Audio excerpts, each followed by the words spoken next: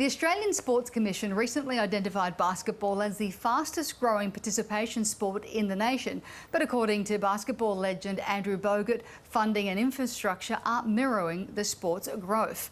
Bogut outlined his vision for the game's future at the first ever Kings panel alongside fellow basketball greats Luke Longley and Brian Goorjian. He also believes the standard of the NBL is right up there when compared with the NBA. The 17-year drought is over. All hail the Kings. Had a great journey so far. We won 2 championships a couple of years ago.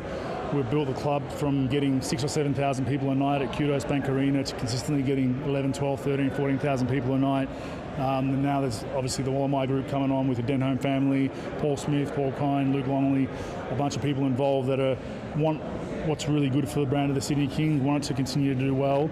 And I think we've seen that on the court, both on and off the court. I think this facility, this is a new facility that's ours, and we can host events here and our players train here at times. So a lot of positive vibes, and really happy to be part of the group.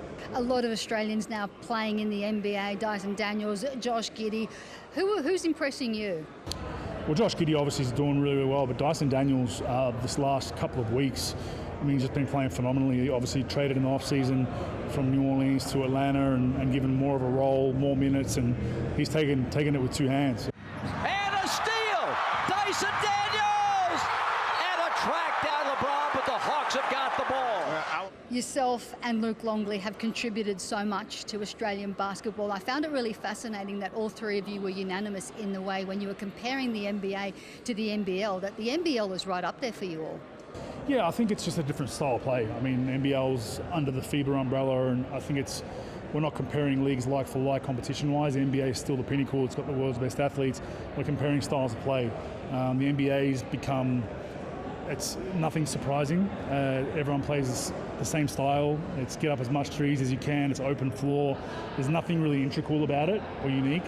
When you come to FIBA and a 40-minute game with FIBA coaches, there's a lot more different styles clashing, and that's what you want to see in sport. You want to see, can this style beat this style? Can that player beat this player? Whereas in the NBA, it's strictly our talent's going to beat your talent. So when comparing the two, people think we're crazy, but the NBL games are much more important because there's less games and they mean much more. The NBA's got 82 games. Care factor's a little bit lower because you've got so many games, but when you get to the NBA playoffs, whole different story. I think NBA playoffs are still kind of the best basketball you can watch, up there with EuroLeague finals. When you look back at your career, what are you most proud of in terms of what you've contributed to Australian basketball? Look, I think just setting the pathway for all the players we see today.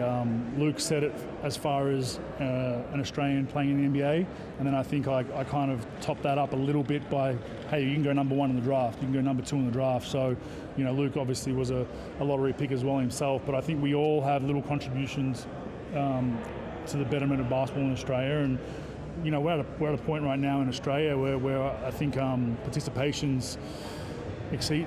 There's more participants and facilities available. So we need more funding from governments in different cities and different states in Australia, because there's just so many kids wanting to play basketball, both male and female. So that's something to be proud of, and hopefully the next generation that we're seeing now, your Dyson Daniels, your Josh Giddey, your Jock Landales, can continue lighting that flame for the next generation. Andrew, it's been such a pleasure speaking to you, and best of luck with everything else you do and all your contributions. Congratulations for what you've done for Australian basketball. Thank you very much.